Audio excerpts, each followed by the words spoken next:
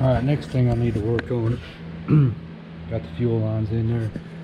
So I want to try to find somewhere that I could tap off and get just a mechanical or a local indication of my oil pressure. Got to thinking about first starts on this thing, and one thing you always want to make sure of on a first start is you actually have oil pressure. So if you look down there on this LS, that right there, it's for the lube oil cooler. It's a blocking plate. Mine came with, my motor 6.0 LQ4 came with an external oil cooler.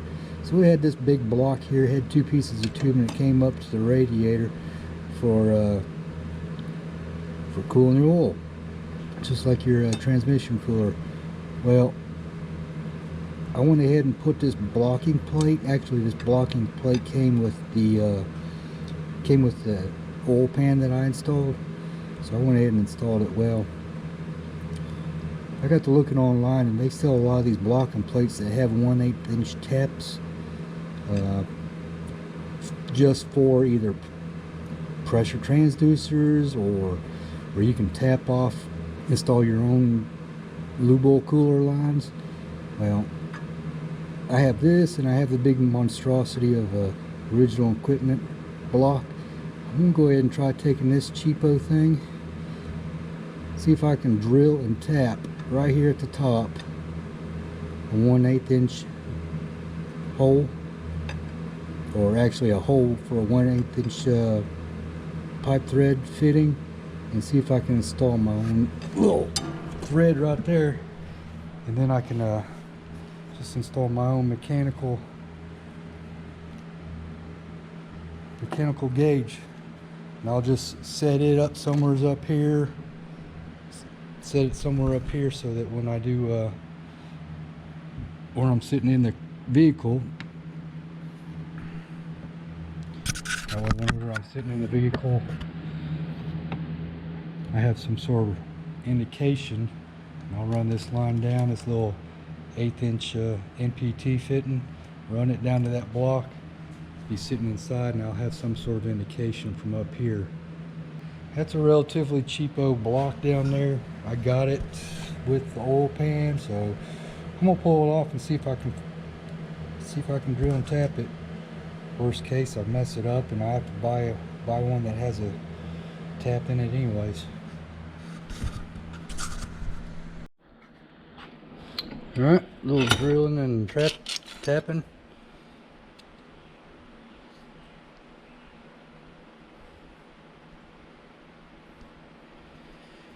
Get this thing slapped in there and get that little tubing and gauge set up, and cuss it for another month until I get it started, because it's going to be in my way. Alright,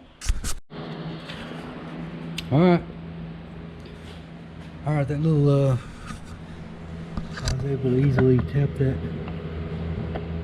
oil line, got it in there. I don't know if you can see it down there. Got it just routed up behind the bell mouth, got it hooked behind the bolts for the bell mouth up out of the way. So let's see how that works. Next thing I gotta work on is this power steering pump I had come with the LS come out of a van. So you see this monster hose right here, this is like a remote reservoir somewhere. I don't know what I'm going to do with that yet. And down below, all it is just a plain old pump. This right here is going to be your low pressure side. So coming off your power steering gearbox, it goes to what they call it a heat exchanger, but it's nothing more than just a big loop in the tubing. So pressure goes in here, pressure goes in, comes back out, goes through this heat exchanger, and it's going to just be a regular old hose clamp, rubber hose to there. That's your low pressure side. Alright, so now this is the power steering hose that was on the van. mean, this thing is total with all the bends cut out of it and it being bent straight, 4 foot. Down here I need maybe a foot. So instead of buying a custom setup, I'm gonna try to make my own custom rig. I'm gonna cut this tubing right here. This will be the gearbox side.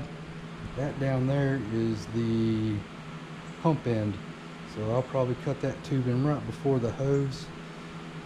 I just want to get this 3 foot of mess out of the way, and then I can see what I got. Might have to do some custom bends.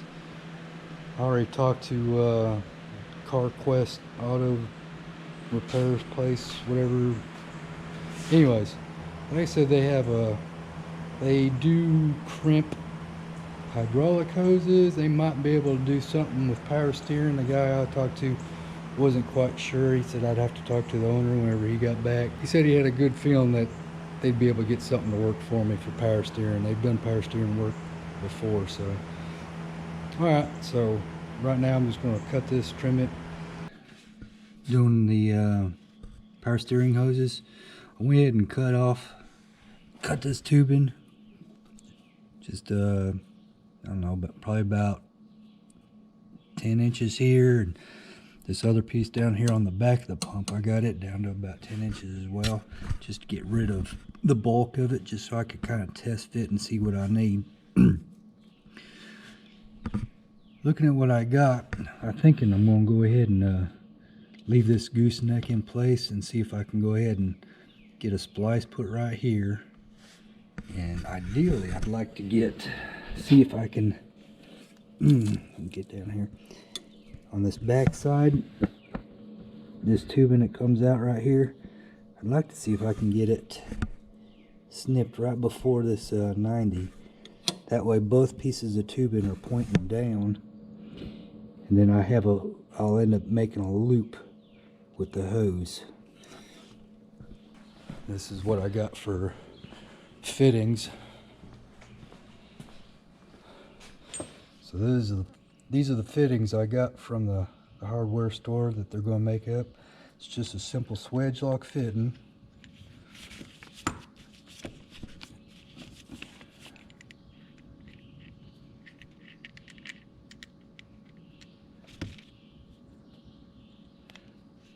See a little furrow like that? So that's all it is just a little swedge lock fitting. And I'll end up having to take, after I get my everything test fit, either A, you go ahead and figure out how long of a hose you need, or B, what I plan on doing is snugging one up tight, cinching it up, and swedge locking or getting this ferrule set. I can slip this one on the other tubing, then I'll be able to get a good measurement on the hose. Only plan on crimping one end. The other end I'll wait until I get them to cut and hydraulically press the new hoses. Then I can go ahead and, that way I'm not worried about clocking the hose if I get it out of turn. That way I can always spin this on the tubing depending on how the hose lays. So let's see what happens. Alright, so here's my first cutoff. See, so here's my first attempt. Let's see if I can get you a better shot at it. This one right here I can still swivel. Right now I don't have them swedged on there, I don't have them tied, I just have them taped on there so I can see where the end of the hose would be. That's what this one looks like so far. If you look straight down, it looks like it's headed straight for that pitman arm. Maybe a little bit on that side of it. We'll see how that goes. And I do have the other one also. Snugged on. And you can see this thing, I didn't cut it back here yet. I'm just trying to see if I can make it fit anywhere else before I go beyond the point of no return and cut way up here. If I was to put a hose right here, let me see.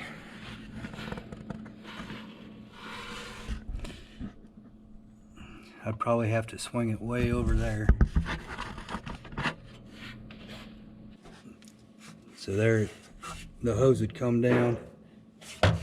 Hose would have to come down here and do a loop right up to there.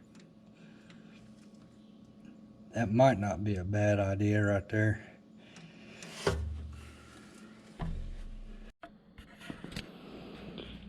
Alright, so I've made some more cuts on the tubings. This one I cut a little bit shorter, and so it's a little bit shorter. Right now this is just taped on here. I'm to the point where I'm starting to use 3/8 fuel hose. It fits perfectly inside the center of that fitting, so I don't know if you can tell down there, but I also cut it shorter, so it's only, all it is now is a short 90. I mean, it's a quick 90. One thing I didn't think of when I finally made that cut to turn it into a 90 was that cross arm right there for my steering. I mean, it pointed straight down at it. That hose would have just run right through that nut. So can't tell that well from this view, but I put it in a vise and I bent it, so it's probably, instead of it being a 90, it's probably closer to a, I don't know, 115 degree bend. That way it's pointing a little bit more forward of that tie rod, and hopefully it'll miss. I may have to build a little shield over that nut. I think it'll miss. If not, well, I'll figure something out. So right now I'm just sticking this trowel hose on here. This is the second time I've put it on. The first one, and so I purposely made it long just to see how it looked. So now I'm going to go ahead and I've already cut it once. Like I said, the one on the 90, the short 90, I do have it crimped on there good and tight. This one I'm just slip fitting on the tubing.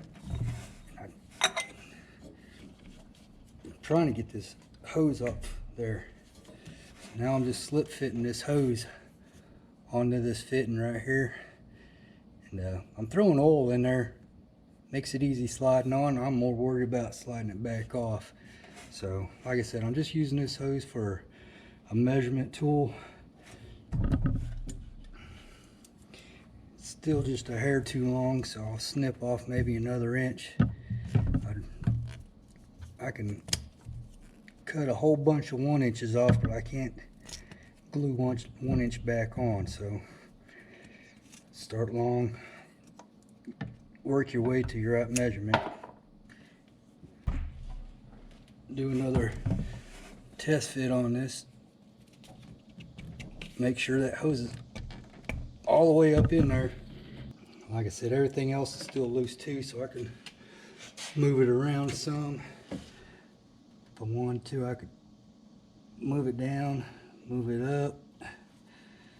Kind of liking that spot right there. Gives me plenty of clearance. I think I'm gonna cut a little more off. So that's what you do, you just keep on getting it. Small cut here, small cut there. Eyeball it from all angles. See what you can see. Alright, so I'm finally back. Got the power steering hose made up, crimped on. It's nothing more than just it's a Parker hydraulic hose. He did ask me what pressure was. I told him it's for power steering. Evidently it's a lot lower pressure. I really don't know what. But anyways, it's just Parker fittings. I've already went ahead and made this end up. I'll crimp this end on and we'll slap her in there and hopefully it'll fit.